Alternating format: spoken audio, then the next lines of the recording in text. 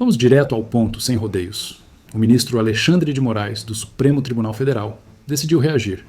E ele reagiu do único jeito que ele conhece quando é confrontado por fatos incômodos, abrindo um novo inquérito. É o modus operandi de sempre. Mas dessa vez, a história é muito mais embaixo. Dessa vez, o alvo não são as chamadas fake news. O alvo não é a tia do Zap. O alvo não são militantes anônimos da internet. A mira do canhão agora está virada para dentro do próprio Estado. O alvo são servidores técnicos da Receita Federal e do Conselho de Atividades Financeiras, o temido COAF. E, claro, por tabela, a imprensa profissional que teve a coragem de revelar informações suspeitas e constrangedoras sobre o ministro e sua família. Vocês conseguem perceber a gravidade disso? Estamos falando de um movimento grave, ilegal e que revela muito mais sobre o medo de Moraes do que sobre qualquer ameaça real à democracia. O que está acontecendo nos bastidores é uma tentativa desesperada de estancar uma sangria que pode manchar a reputação de quem se coloca como o salvador da nação. Segundo informações de bastidores e reportagens do Poder 360, Moraes já cogitava há algum tempo instaurar esse inquérito no STF. O objetivo oficial? Investigar uma suposta quebra de sigilo fiscal de ministros da corte.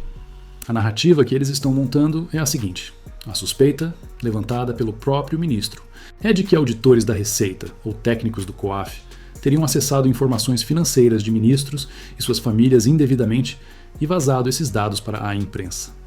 Mas aqui vai a pergunta que ninguém no sistema quer responder. Onde está a prova? Não há, até agora, nenhuma prova concreta disso. O que nós temos é apenas uma reação irritada, uma reação de quem foi exposto, uma reação diante de reportagens que trouxeram à tona fatos desconfortáveis e deixaram Moraes e outros ministros merecidamente constrangidos. E que fatos são esses? Por que tanto desespero? Por que acionar a máquina do judiciário contra servidores concursados? O pano de fundo é claro e envolve cifras milionárias. Nas últimas semanas, o Brasil tomou conhecimento de um contrato assustador. Um contrato de quase 130 milhões de reais do escritório da esposa de Moraes, Viviane Barci, com o Banco Master. Vocês ouviram bem. 130 milhões. E não para por aí. Veio à tona a impressionante evolução patrimonial da senhora Moraes. Os números são de cair o queixo. O patrimônio dela cresceu 232% em apenas um ano.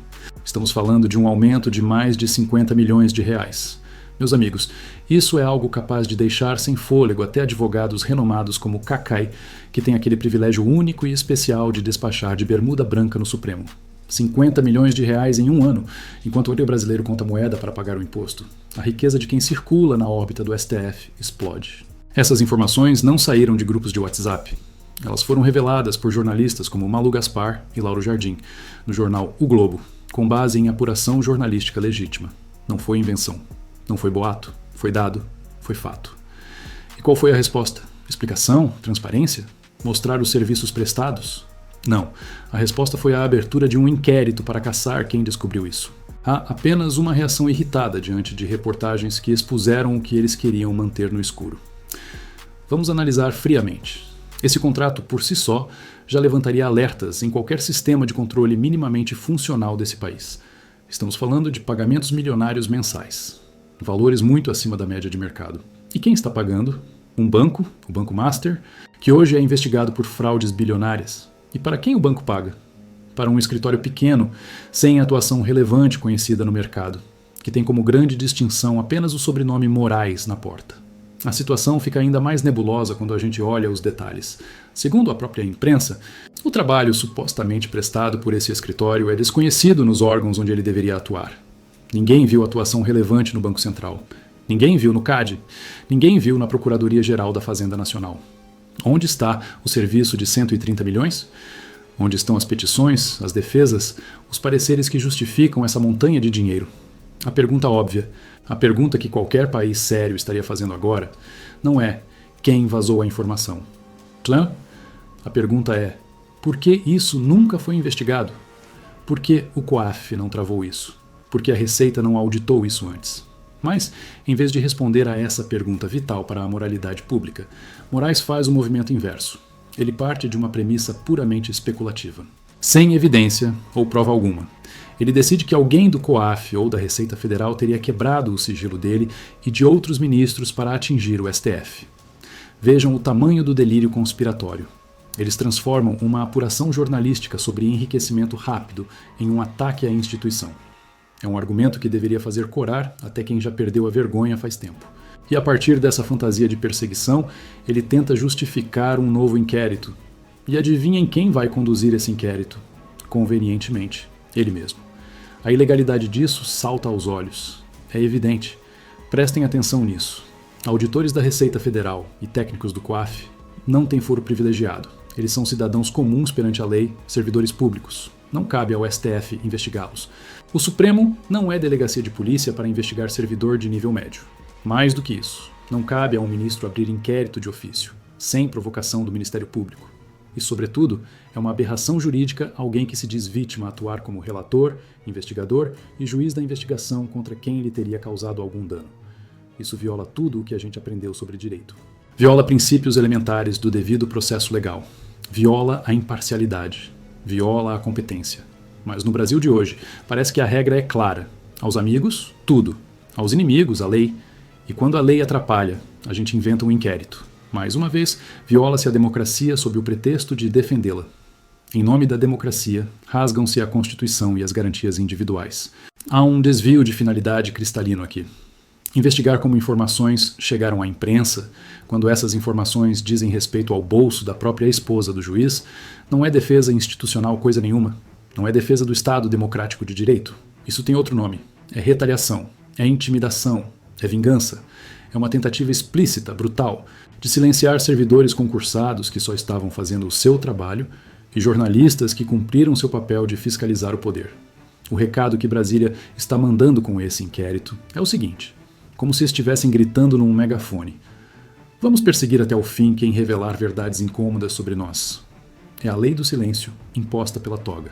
O padrão já é conhecido de todos nós. Vocês se lembram bem. Quando surgem denúncias contra terceiros, contra adversários políticos, contra conservadores, ainda que publicadas numa simples nota de rodapé de jornal sem prova nenhuma, o que Moraes faz? Ele instaura investigações na hora. Ele manda a Polícia Federal bater na porta às 6 da manhã. Realiza buscas e apreensões, medidas invasivas, ele censura perfis, bloqueia contas e exige obediência absoluta. Para os outros, o rigor da lei e até o que está fora dela. Agora, quando surgem fatos envolvendo ele próprio, aí a história muda. A reação é imediata, mas é agressiva e vingativa contra o mensageiro. A investigação é instaurada, sim, mas não contra ele para apurar se houve ilícito no contrato milionário. Não. Aí, não se investiga o conteúdo revelado, apenas quem ousou revelar. O conteúdo, a dinheirada, o contrato com o banco investigado. Isso vira detalhe. O crime passa a ser falar sobre o assunto. O que está em jogo aqui vai muito além da figura de Alexandre de Moraes. Nós estamos assistindo à criação de um mecanismo permanente de blindagem. Estão construindo uma cúpula de aço ao redor dos ministros do STF e de suas famílias. E isso pode ser replicado para qualquer amigo do rei. Amanhã pode ser um banqueiro com informações perigosas que será protegido por esse mesmo mecanismo. Hipoteticamente, é claro. O inquérito virou um escudo, virou uma arma de ameaça. Um aviso geral para a República. Quem tocar nesse assunto do patrimônio pode ser investigado. Quem questionar a origem do dinheiro será punido. Quem apurar tecnicamente dentro da Receita ou do COAF será intimidado e processado. E quem sabe qual será o próximo alvo? Pode ser qualquer um que incomodar. Pode ser você. Estamos na prática diante de uma versão ainda mais perigosa e turbinada do famigerado inquérito das fake news. Só que agora, ele é voltado exclusivamente à autoproteção patrimonial e pessoal dos membros da Suprema Corte. É a privatização da justiça para fins pessoais. Nós já vimos esse filme, já vimos isso acontecer em 2019. Lembram? Foi quando instauraram o Inquérito do Fim do Mundo, original, para blindar ministros do Supremo, especificamente Dias Toffoli e Gilmar Mendes na época, contra investigações da Receita Federal. Naquela ocasião, Moraes determinou a paralisação das investigações contra os ministros. Ele mandou parar tudo e voltou o inquérito contra os auditores, que foram afastados de seus cargos, humilhados, tratados como criminosos. A história está se repetindo, mas agora com valores muito mais altos e com uma tensão política muito maior. Estamos em pleno ano eleitoral, com poderes concentrados nas mãos de poucos e os controles institucionais totalmente enfraquecidos. O Congresso parece anestesiado ou cúmplice, e o recado que fica é cristalino. Para essa gente, o problema nunca são os fatos. O problema nunca é a corrupção, o tráfico de influência ou o enriquecimento ilícito. O problema é quem expõe esses fatos. O medo deles não é da desinformação. O medo deles é da informação verdadeira, aquela informação que mostra contas, contratos, datas e valores, aquela informação que não bate com o discurso de moralidade que eles pregam nos plenários com ar-condicionado. Eles estão com medo, e quando o sistema tem medo, ele ataca, ele morde, ele tenta destruir quem está na frente. Mas esse desespero todo também é um sinal. É um sinal de fraqueza. Quem não deve, não teme. Quem tem tudo explicado, mostra os papéis e cala a boca dos críticos com a verdade, não com a Polícia Federal na porta de auditor. A pergunta que fica para você, patriota, é: até quando vamos aceitar que a justiça seja usada como chicote para proteger o bolso de quem deveria nos proteger?